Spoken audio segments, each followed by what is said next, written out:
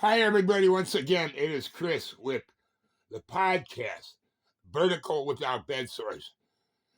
For you who are not familiar with me, I was diagnosed in the first week of August and with a malignant, inoperable tumor in my neck, and I only had 6 months to live.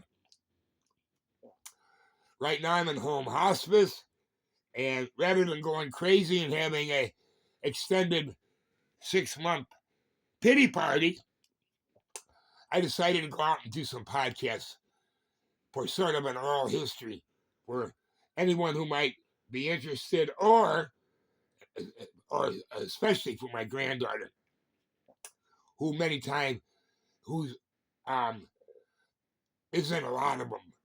However, she's in school today. So I'd like to read you this poem, Italian Hall, Christmas Eve, 1913. And please forgive my raspy voice. I'm not an actor, just not much of anything, but sort of a uh, amateur writer. And so, Italian Hall, Christmas Eve, 1913. A Christmas party held in the Italian Hall. Carolers and revelers packed to the wall. 59 children stood with Annie a glee, awaiting their presents on this Christmas Eve. Hearts full of anticipation and joys, candy and oranges in place of toys. Children lost in the moment's reprieve, standing before Santa, in whom they still believed. Girls with white handkerchiefs pinned to their dresses and high-top shoes. Boys in visor caps and pea jackets, and a sailor's suit in blue. Bonnets, hoods, and capes, one even trimmed in red, without an inkling these children might soon be dead. Holy innocence, lightly complected, their immigrant speech slightly inflected. Fire, fire, a constant refrain. A fatal holocaust without a flame?